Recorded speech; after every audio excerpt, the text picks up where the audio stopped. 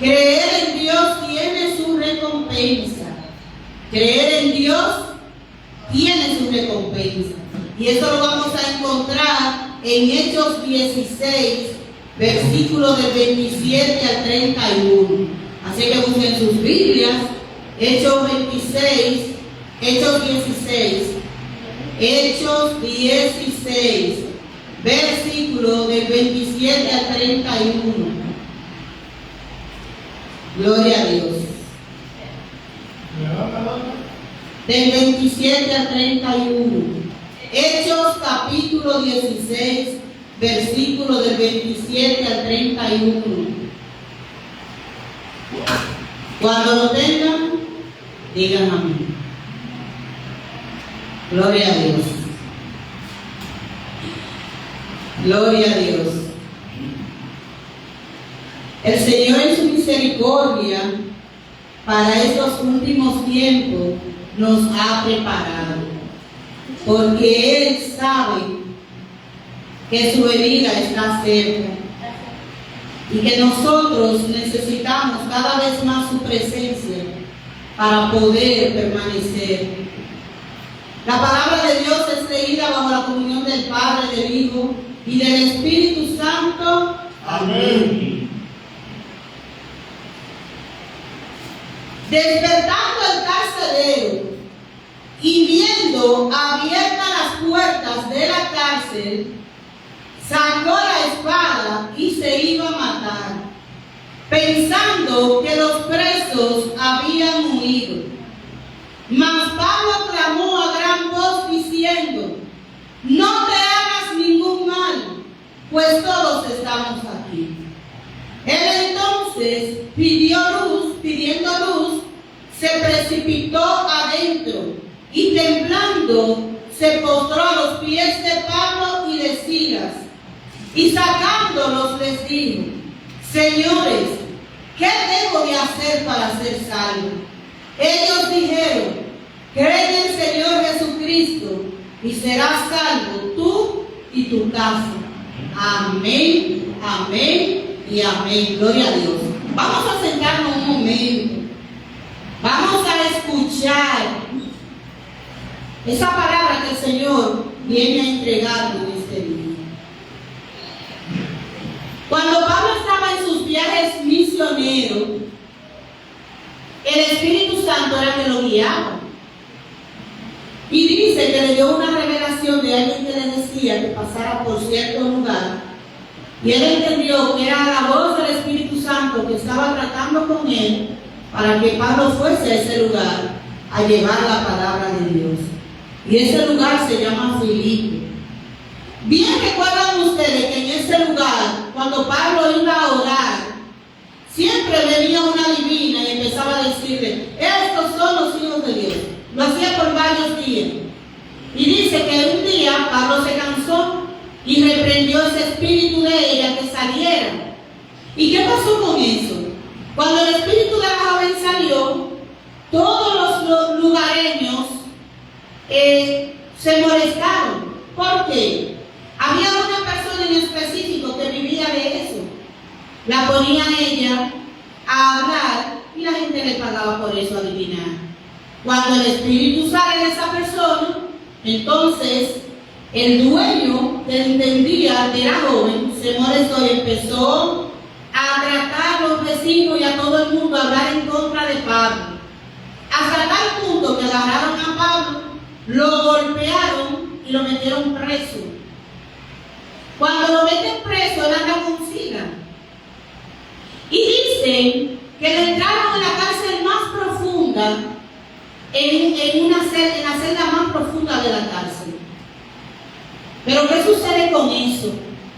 Cuando nosotros somos libres en Cristo, no importa donde el enemigo nos quiera poner, no importa donde las personas te quieran poner.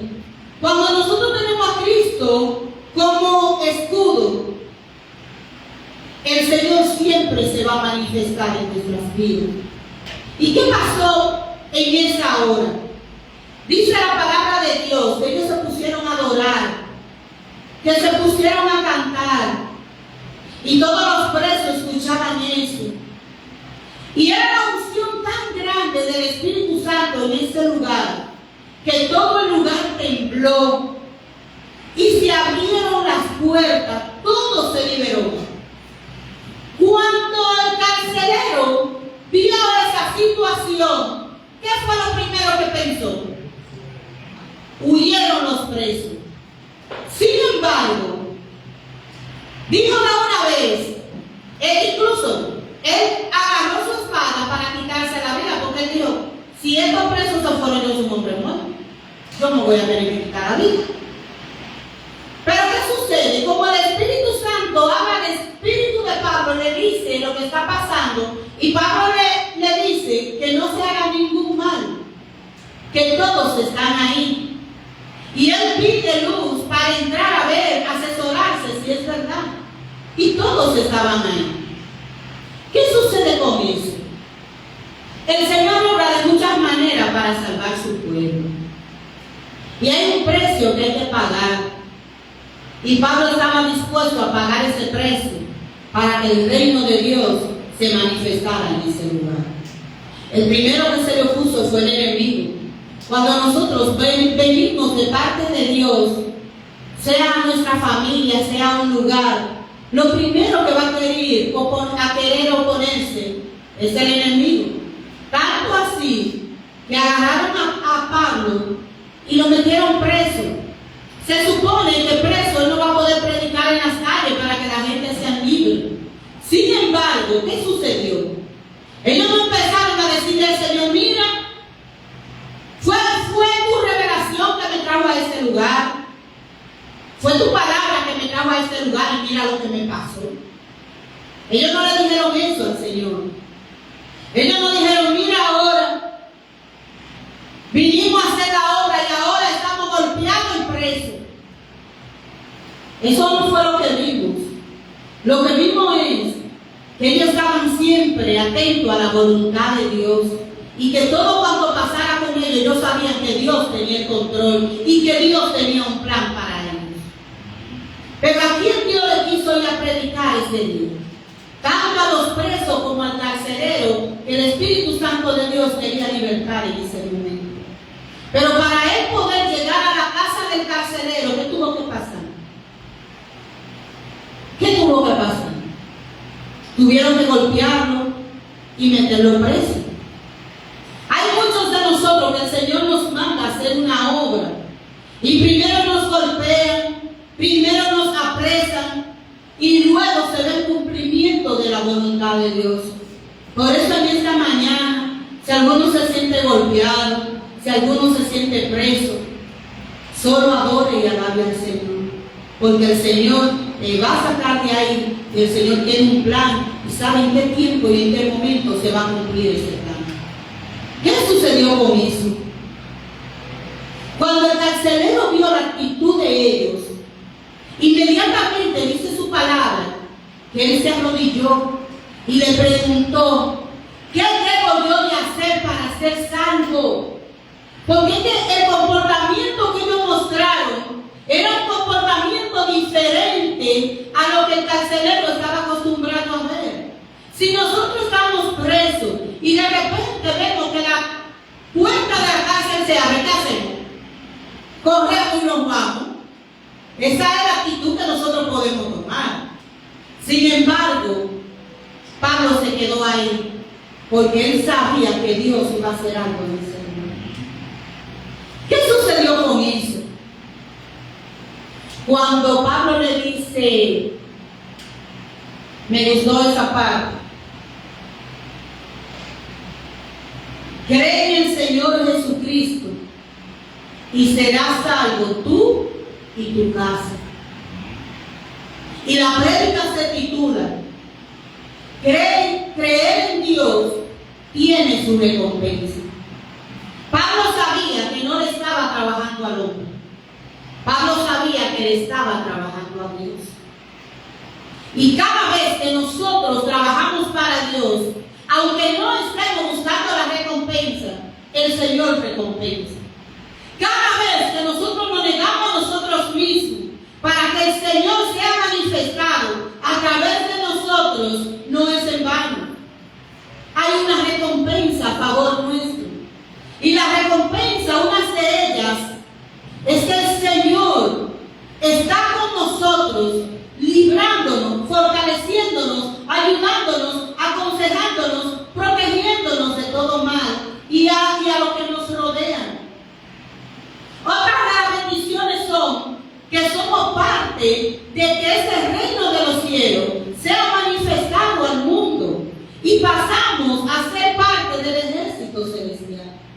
Otra cosa importante cuando le servimos al Señor es que nosotros vamos trabajando y confiando que nos espera esa salvación y esa vida eterna, esa promesa que el Señor nos ha entregado. ¿Qué sucede con eso? Si nosotros miramos a lo largo de la historia, podemos observar grandes personas que creyeron en Dios y que recibieron su recompensa. Y reitero, no es que busquemos a Dios por recompensa. Lo que Dios quiere que nosotros sepamos es que creer en Él tiene su recompensa.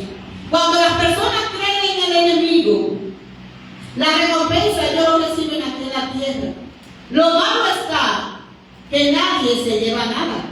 Hay personas que venden su alma al enemigo por dinero, por muchas cosas, e incluso entregan una familia entera, pactan con el enemigo a cambio de poder, de dinero, de muchas cosas, y están tan ciegos que no se dan cuenta que todo quedará aquí y que el objetivo principal es, para Él dar eso que luego quita, es robar tu alma, llevarla con Él.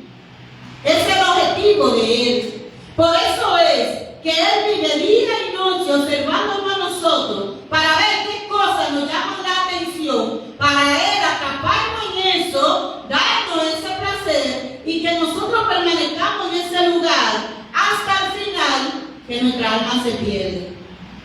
Por esa razón el Señor nos recuerda que creer en Él tiene su recompensa. Creer en Dios tiene su recompensa. Si nosotros miramos con Rahab la ramera, todo el mundo la tenía poco. Ella estaba desacreditada.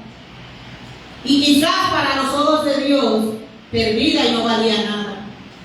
Sin embargo, Rahab decidió creer en la palabra de Dios y en su promesa, hasta tal punto que ella fue salva en esa hora cuando se derribaron los muros de Jericó. Tanto así que nadie le pudo hacer daño. Tanto así que ella es parte del linaje de nuestro Señor Jesucristo. Y ella se menciona en la Biblia. Pero, ¿quién está hablando en este libro? Es el apóstol Pablo. Pero ¿para qué él está predicando eso? ¿Por qué está predicando eso? Van a venir muchos desánimos a nuestras vidas. Muchas veces vamos a sentir que no estamos haciendo nada, que no llegamos a ningún lugar, que estamos perdiendo el tiempo. Pero el Señor nos dice a nosotros que perseveremos al fin, porque todo aquel que en Él cree tiene su recompensa. El enemigo va a querer cegar nuestro entendimiento. Hay un espíritu que entra en nosotros y nos quita esa fe, esa confianza, ese ánimo que tenemos. ¿Para qué? Para que nosotros seamos tan susceptibles que nos puedan manipular. Y esa es la incredulidad. Nosotros podemos estar respirando el aire ahora mismo, y porque no lo vemos hay mucha gente que cree que no existe. Nosotros podemos estar mirando el sol, pero no lo podemos ver de frente. Y podemos creer que no existe, pero hay algo real, y es que lo sentimos. El aire también. Nosotros no podemos darle lugar al enemigo a que venga a traer a nuestra mente incredulidad, porque eso apaga la fe. Cuando Él quiera venir a trabajar en nosotros, queriendo desanimarnos, queriendo traer dudas, debemos de detenerlo en el nombre de Jesús.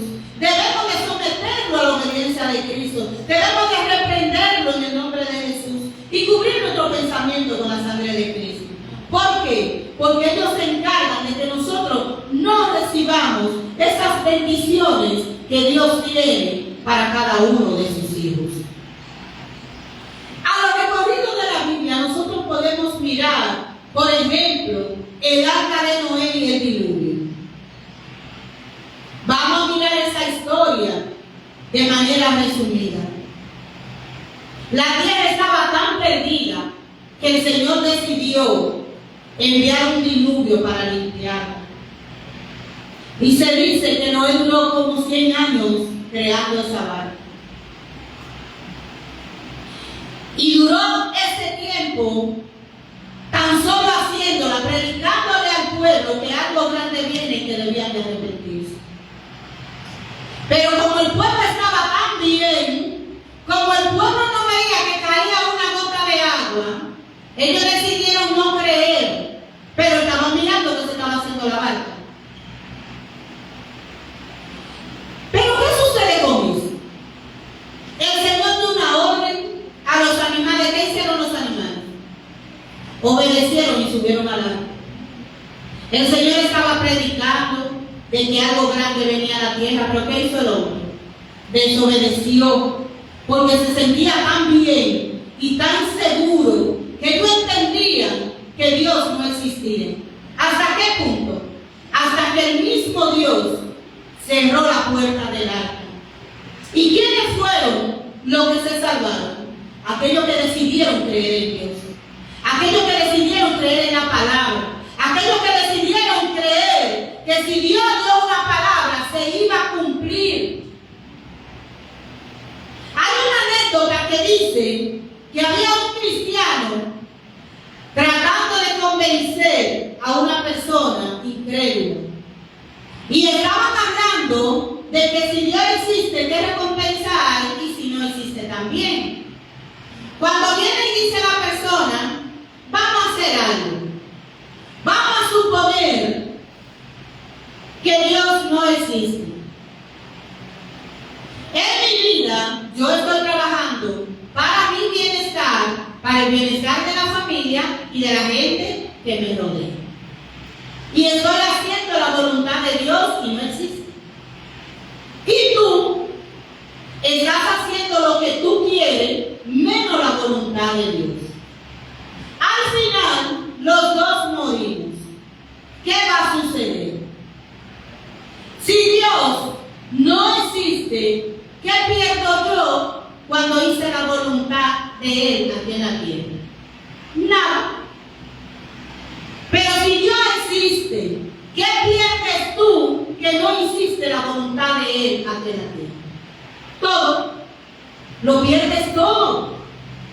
Así que es mejor creer que no creer, porque creyendo en Dios nos beneficia aquí en la tierra y también en la eternidad. ¿Qué nosotros podemos ver con eso? Por ejemplo, la historia de Sara. ¿Ustedes recuerdan que Sara no podía tener hijos? Sin embargo, el Señor le dio una palabra. ¿Y qué pasó? Se materializó la palabra del Señor. Y Sara dio a luz un hijo que se llama Isaac. ¿Cuál otro ejemplo nosotros podemos ver? El de Ana. Ana no tenía hijos. Y ella le prometió al Señor, y el Señor escuchó su voz y cumplió, y le dio un hijo que se llama Samuel, y le dio muchos hijos más, pero ella cumplió con un pacto. Podemos también ver a María cuando el Espíritu Santo se le aparece y le dice que va a concebir un hijo que tiene por nombre Emmanuel. Y María ve ese cumplimiento, en la humanidad también. Otro ejemplo es David, cuando viene a enfrentarse con Goliat. Había un ejército temblando cuando veía ese gigante. Pero David confiaba tanto en el Señor, que él sabía que si Dios estaba con él, ese gigante iba a ser derribado en esa hora, en el nombre poderoso de Jesús. Yo no sé en tu mente. Pero el Señor te dice en esta mañana que todo aquel que cree en su palabra verá el cumplimiento de la promesa en tu vida. Que a pesar de que los diagnósticos sean diferentes, el Señor en esta mañana te dice que si tú crees, verás su gloria. Que si tú crees, tú vivirás esa promesa que Él te hizo. Porque Dios no es hombre para mentir, ni hijo de hombre para arrepentirse. El Señor cumple sus promesas. Y todo cuanto Él dice en la Biblia se cumplirá y se está cumpliendo. ¿Cuál es el problema? En estos días se está mirando la mayoría de las manifestaciones de los tiempos finales según Apocalipsis. Estamos viviendo tiempos finales, pero la gente está viviendo como que no se va a morir, como que Cristo no viene, como que no va a haber un juicio, y el diablo haciendo de la suya, el Señor lo reprenda. ¿Cómo? Él se está encargando de ser sutil, de poner a las personas a ocuparse más de las cosas de la vida, de darle tanto cansancio y ocupación a la gente que no tenga tiempo para buscar de Dios, hasta tal punto de cansarlo. Y todo el que está cansado no avanza de manera libre, porque ya Cristo viene. Y todo el mundo está mirando, está escuchando que ya Cristo viene, pero viven a sí mismos como en los tiempos de Noé, porque no han visto que Cristo ha llegado. Cada quien está viviendo una vida lejos del Señor. Todavía están mirando todo lo que está aconteciendo y no son capaces de sentarse y de pensar: ¿qué estoy haciendo yo con mi vida? ¿Hacia dónde voy cuando yo parta de aquí? Y si Cristo viene ahora, yo estoy en condición de irme con Él. La gente no está pensando en eso. La gente no está pensando de dónde se vaya a pasar la Semana Santa, que de Santa ya no tiene nada. En Semana Santa, según dan un informe, será peor. Y eso lo estaba hablando con alguien, que alguien me decía que todo cuanto ocurrió el otro día con esas personas que se derribó el techo, fueron muchos los medicamentos, sangres y cosas así que se usaron para salvar las vidas. Pero ahora en Semana Santa, donde la gente en vez de estar de retiro, en vez de estar tranquilo en su casa con su familia, orando, leyendo la palabra de Dios, acercándose más un poco al Señor, ¿para qué lo usan? Para salir a bailar, a beber, a gozar. Le pasan las cosas y después dicen que ¿dónde estaba Dios? Oigan cómo que se llama: Semana Santa. Es un tiempo de reconciliación, es un tiempo de meditación, es un tiempo que nosotros debemos de tomar para acercarnos a Dios, de hacer lo que tenemos que hacer para el Señor y nuestras vidas. De eso se trata.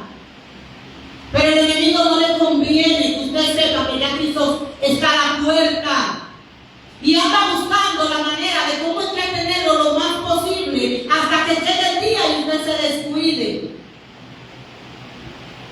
Dígame, ¿cómo se va a sentir usted ese día, de ese rato que usted se quede? ¿Quién le va a salvar a usted si ya el Espíritu Santo entrega a la iglesia? Si ya el Espíritu Santo entrega a la iglesia de los gentiles y nosotros somos gentiles, dígame usted, ¿está usted preparado para vivir la gran tribulación? ¿Está usted preparado para vivir persecución? Para ver cuando los terremotos se abran toda la tierra y se hunda la mayor parte. ¿Usted está preparado para vivir la hambruna que viene? Todas las pestes y pestilencias que vienen, ¿está usted preparado? Pero como yo no le he visto llegar, yo estoy muy descuidado. Y el Señor quiere que usted crea que Él viene, porque Él viene. El Señor viene. Él me mostró como ya la puerta se estaba cerrando. Ya lo que queda es la aguja, por donde uno va a entrar y es forzado, porque el tiempo se terminó, iglesia. Y el enemigo se ha encargado de entregar trayendo espíritu de incredulidad para que no crean en Dios, cegando el entendimiento del hombre para que viendo no vea y oyendo no oiga.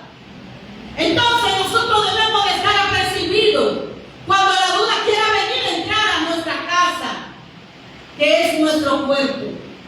No la reciba, reprenda en el nombre de Jesús, porque esos son dardos que el enemigo está tirando para que nosotros desconfiemos de la palabra de Dios, de su poder y su cumplimiento. Debemos de estar atentos con eso. Nosotros podemos ver a Jesús haciendo milagros. Él dijo que para los últimos tiempos el Espíritu Santo se derramará de una manera especial sobre cada carne. ¿Pero cuál? Sus hijos. ¿Pero dónde están sus hijos? ¿Dónde está la mente de sus hijos? El Señor necesita que nosotros nos enfoquemos. O sea, el Señor quiere que nos enfoquemos.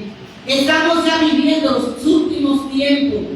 ¿Y de qué manera se va a derramar el Espíritu Santo si estamos tan ocupados?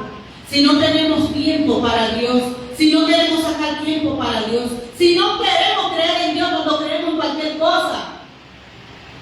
Debemos de creer en Dios, porque todo eso trae bendición a nuestras vidas, trae paz.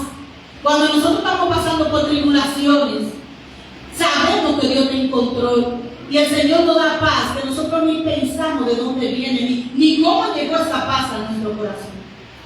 Muy diferente a cuando alguien no cree en Dios. Usted ve que le pasa algo y se anda volviendo loco y no haya qué hacer, y dando gritos, y desesperado, y buscando gente, y no encuentra un lugar donde pueda reposar su alma.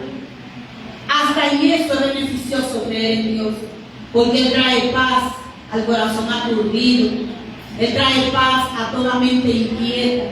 El Señor pone su orden, Él lo establece. La Biblia, la historia, la humanidad no puede negar la existencia de Dios. Ella habla de la existencia de Dios, porque Cristo es real, y Él dijo que venía, y Él viene, y falta segundos para nosotros gozar de su presencia. Lo que me preocupa es que nosotros no hemos negado al mundo, que nosotros le hemos dicho que sí al Señor, pero ahora mismo hay un pueblo que duerme, y el Señor quiere que esas vírgenes se aperciban de que Cristo está a la puerta. El Señor quiere que usted sepa que viene pronto, que crea en su palabra, que en este tiempo empiece a meditar, empiece a orar y a acercarse más a su presencia. Es muy necesario, iglesia. Vienen tiempos difíciles, pero todo aquel que descansa sobre la roca será como el río, como el árbol plantado a orilla del río, que por más cosas que pasen, nosotros estaremos guardados en la presencia de Dios.